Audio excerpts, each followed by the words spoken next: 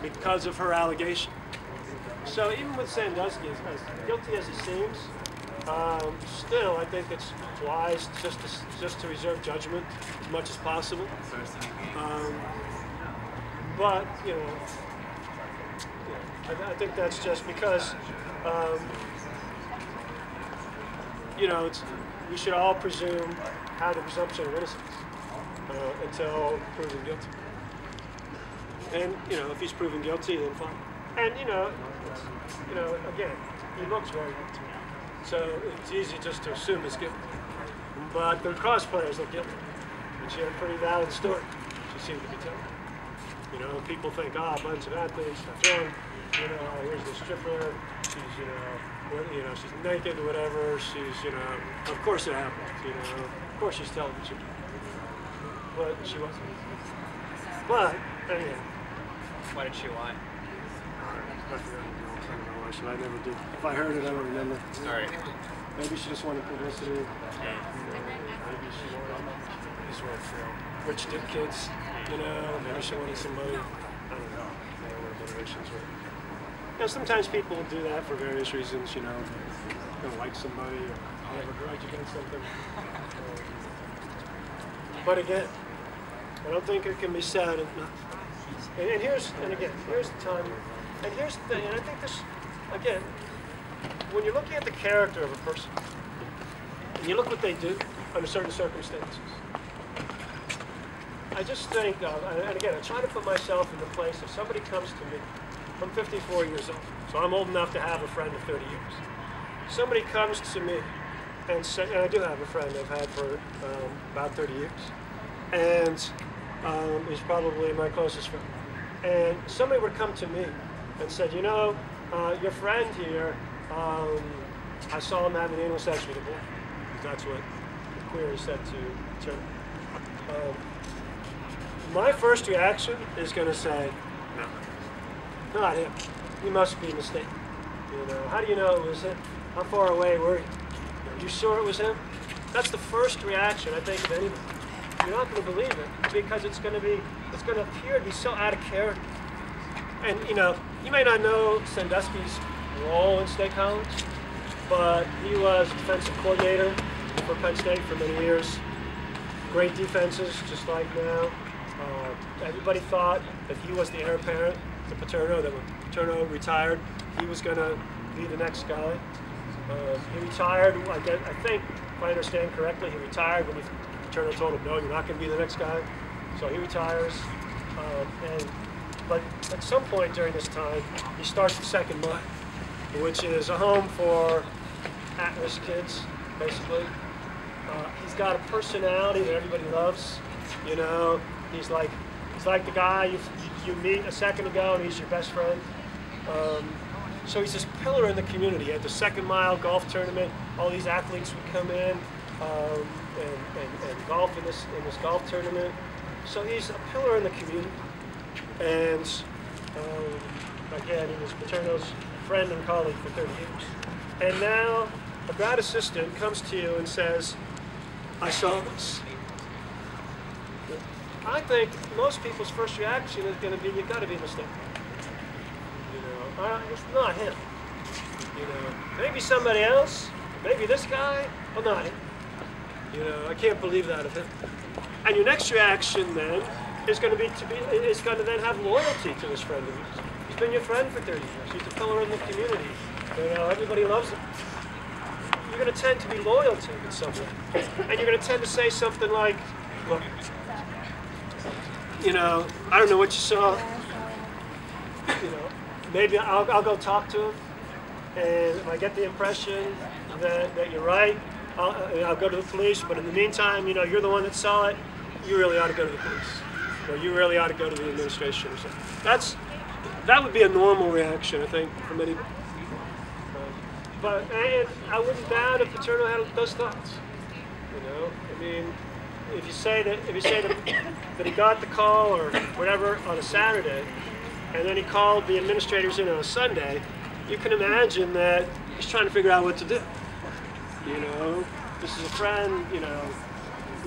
The query is obviously shaken by this. It seems like he saw something.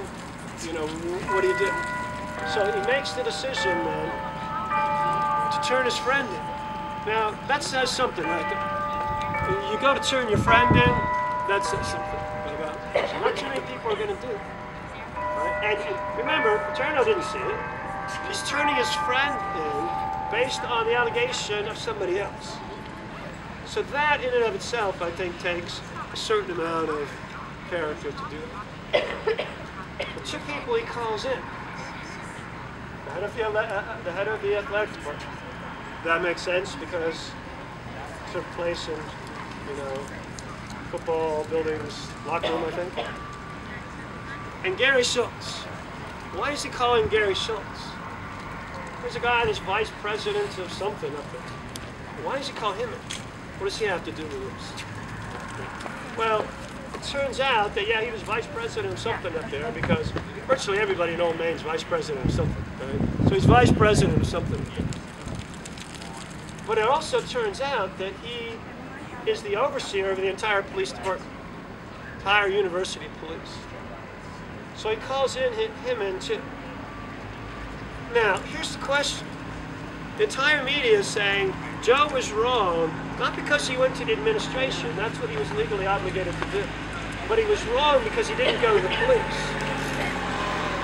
So the question is, if Gary Schultz is the overseer of the university police, by talking to him, aren't you going to the police? You're going to the head guy. Isn't that going to the police? You know, I don't see how it can be seen any other way. You know, you go to the top. You call him in. Why? Not because he's the vice president of some finance business thing, but because he oversees the police department. All right?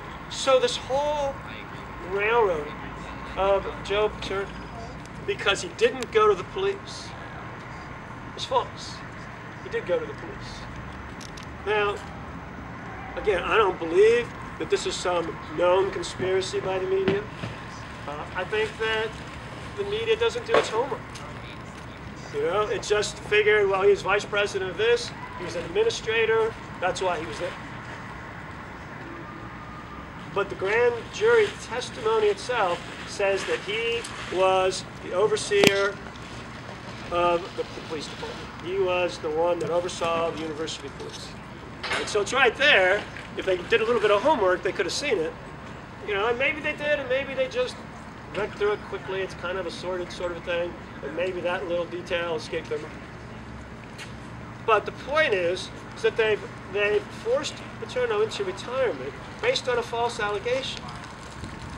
Right? And if they could be educated to learn that it was a false allegation, and that by going to Schultz he did go to the police, maybe the same media that forced him into retirement could right the wrong and say, look, this was wrong, we were wrong, we got caught up in things, we didn't do our homework, we apologize, you know, Joe needs to come out of retirement and, you know, be, you know, back where he should be.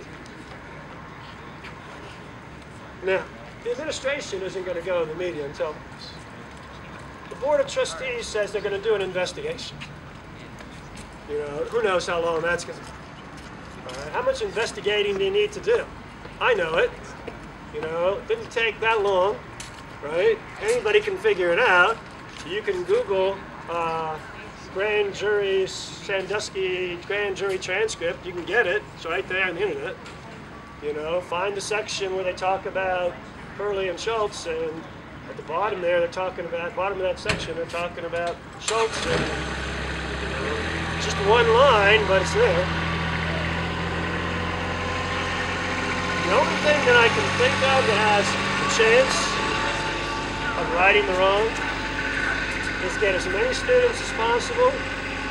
10,000, I think, is a nice number.